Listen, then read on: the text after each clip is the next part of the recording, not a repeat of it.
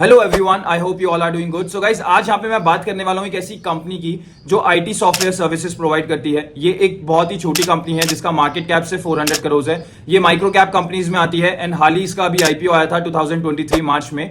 So make sure आप इस video को पहले पूरा देखिएगा इन्वेस्ट करने से पहले, क्योंकि जो micro cap and small cap companies होती है वो थोड़ा सा रिस्की होती है। आप अपना सारा पैसा एकदम इन कंपनीज में ना लगाएं, आपको धीरे धीरे करके जो है अपना पैसा लगाना है और आपको थोड़ा सा डाइवर्सिफाई अपने पोर्टफोलियो को रखना पड़ेगा। जैसे कि आपने देखा लास्ट फ्यू मंथ्स में आपने काफी अच्छी रैली देखी है small cap and mid cap companies में।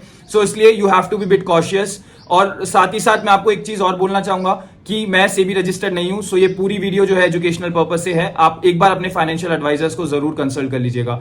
अब हम आगे चलते हैं और जानेंगे कंपनी के फाइनेंशियल्स के बारे में और लेवल्स के बारे में।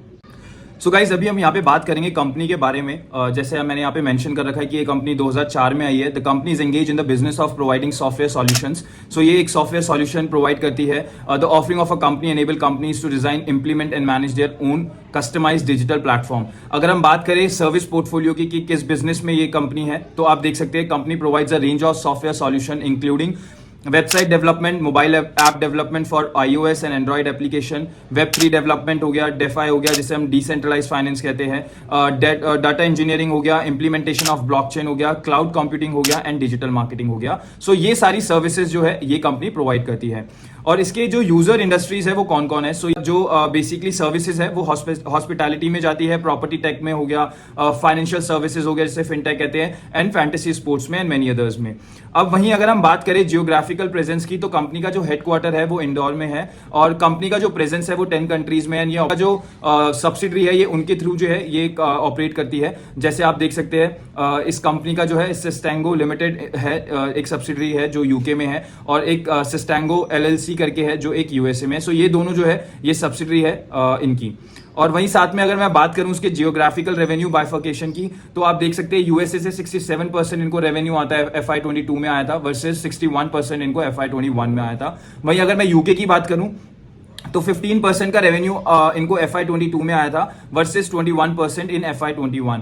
कनाडा से इनको 7.5% आया था FY22 में वर्सेस 11.5% इन FY21। और अदर से देख सकते हैं आप 9.5% के आसपास इन्हें आया था। वहीं अगर मैं बात करूं इनके क्लाइंट वाइज रेवेन्यू बाइफर्केशन की, तो आईटी से इनको 32% आता है, फैंटेसी स्पोर्ट्स से इनको 16% आता है, फिनटेक से इनको 14% आता है, हॉस्पिटैलिटी से 11% आता है, अदर से इनको 27% के आसपास आता है। वहीं अगर आप यहां पे देखोगे तो आप जैसे मैंने आपको बताया कि ये एक एसएमई कंपनी है, छोटी कंपनी है, माइक्रो कैप है, सिर्फ मार्केट कैप 400 करोड़ का है और अभी ही जस्ट लिस्ट हुई है क्योंकि इन्होंने फंड रेजिंग है, इनको आगे काफी सारे एक्विजिशन करने हैं। जैसे कि मैंने मैनेजमेंट को सुना था तो वो कह रहे थे कि 30 करोड़ का इनको अभी फंडिंग चाहिए just because of acquisitions and everything, क्योंकि छोटी कंपनी है तो फंडिंग की जरूरत होती है उन्हें। और आप देख सकते हैं कि ये आईपीओ लाए है अभी हाल ही में, तो इनको फंड मिला होगा, उससे ही एक्विजिशंस करेंगे जिसके बारे में हम आगे बात करेंगे। आप यहाँ पे देखेंगे तो इनके 3 ऑफिसेज है वर्ल्ड वाइड, 100+ प्रोजेक्ट्स में काम कर रहे हैं, 600+ इनके क्लाइंट्स है और 300+ इनके एम्प्लॉइज है वर्ल्ड वाइड। अभी हम देखेंगे कंपनी के फाइनेंशियल रेशियोज की, कंपनी के फाइनेंशियल रेशियोज क्या है, प्रॉफिट एंड लॉस स्टेटमेंट्स के बारे में हम जानेंगे। तो आप यहां पे देख सकते हैं जैसे मैंने बताया है कि कंपनी का जो मार्केट कैप है वो सिर्फ 409 करोड़ के आसपास है। अभी करंट प्राइस जो मार्केट इस स्टॉक का चल रहा है वो 279 के आसपास है, जो मुझे ऐसा लगता है कि अभी के टाइम पे काफी अच्छा है। और जब इनका आईपीओ आया था उस टाइम पे इसका प्राइस जो है 90 रुपीज के आसपास था, तो वहां से आप देखेंगे काफी अच्छा एक जंप है, 279 के आसपास है। अभी आपको मैं इसमें आगे लेवल्स जो है वो बताऊंगा कौन से लेवल्स पे आपको बाय करना है। सो मेक श्योर आप इस वीडियो को एंड तक जरूर देखिएगा। और वहीं अगर मैं बात करूं उसके स्टॉक पी की तो 29.2 है, इंडस्ट्री पी की अगर मैं बात करूं तो 36.4 के आसपास है। सो यहां से हमें क्लियर इंडिकेशन मिलता है कि अभी जो स्टॉक है वो काफी अच्छे वैल्यूएशन पे है। बट जैसे मैं हमेशा बोलता हूं कि हमें सिर्फ और सिर्फ पी पे रिलाय नहीं करना है, हमें सारी चीजें देखनी है, उसके बाद हम एक डिसीजन लेंगे कि हमें ये स्टॉक अंडर वैल्यूड लगता है या ओवर वैल्यूड लगता है। अभी हम आरओसी देखेंगे यहाँ पे तो 95.9% के आसपास है, वहीं रिटर्न ऑन इक्विटी इसका 81.2% के आसपास है, तो काफी अच्छा जो है इसका return on capital employed and return on equity है।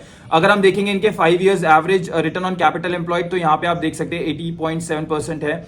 वहीं अगर हम देखेंगे इनके sales growth, last sales growth देखेंगे 3 इयर्स की तो 54.2% के आसपास से इनकी सेल जो है वो ग्रो हो रही है। और वहीं अगर प्रॉफिट ग्रोथ की बात करेंगे तो 79% के आसपास इनका प्रॉफिट ग्रोथ है। और अब जैसे मैंने बताया कि मैं हमेशा micro cap and small cap companies में सबसे पहली चीज ये देखता हूं कि क्या कंपनी डेट फ्री है या नहीं है। सो यहाँ पे क्लियरली आपको दिख रहा है कि डेट टू इक्विटी जो है इसका 0.01 के आसपास है। सो ऑलमोस्ट ये डेट फ्री कंपनी है, इसके ऊपर कोई डेट नहीं है। बाकी आगे हम बात करेंगे कंपनी के प्रॉफिट एंड लॉस स्टेटमेंट की। सो यहाँ पे गाइस मैं जिस कंपनी की बात कर रहा हूँ सबसे पहले मैं वो बता दूं आपको, ये सिस्टेंगो टेक्नोलॉजी लिमिटेड है। जैसे मैंने आपको बताया आईटी सॉफ्टवेयर में। अभी हम यहाँ पे बात करेंगे कंपनी के प्रॉफिट एंड लॉस स्टेटमेंट की।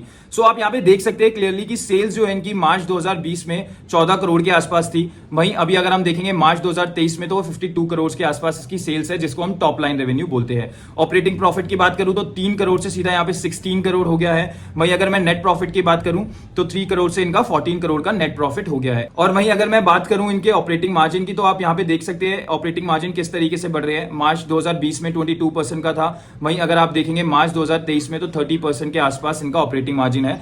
कभी भी हम स्मॉल कैप या माइक्रो कैप कंपनीज देखेंगे ऑपरेटिंग मार्जिन प्लीज आप जरूर देखिएगा कि ऑपरेटिंग मार्जिन किस तरीके से इनके ग्रो हो रहे हैं। प्रॉफिट एंड सेल्स आपका बाद में आते हैं। अब हम यहाँ पे देखेंगे इन्वेस्टर्स की कितना प्रमोटर्स की होल्डिंग है। सो यहाँ पे हमारे पास ज्यादा डेटा नहीं है, जैसे मैंने बताया कि अभी रिसेंटली ही इसका आईपीओ आया है। प्रमोटर होल्डिंग देखेंगे यहाँ पे 71.96% के आसपास है।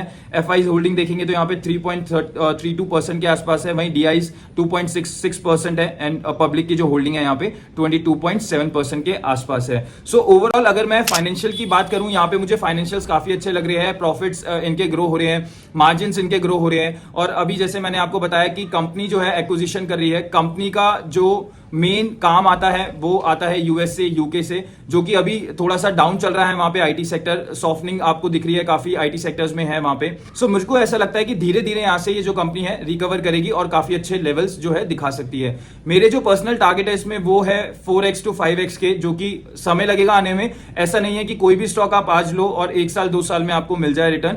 आपको होल्ड करना पड़ेगा और जैसे मैंने आपको बताया है कि आपको जो है इनको अपने रिस्क एपिटाइट के हिसाब से जो है एक्यूमुलेट करना है। So thank you so much guys and stay safe and also please do subscribe to this channel. और ऐसी आगे मैं जो है काफी सारी वीडियोस लाने वाला हूं। सो thank you so much and stay safe.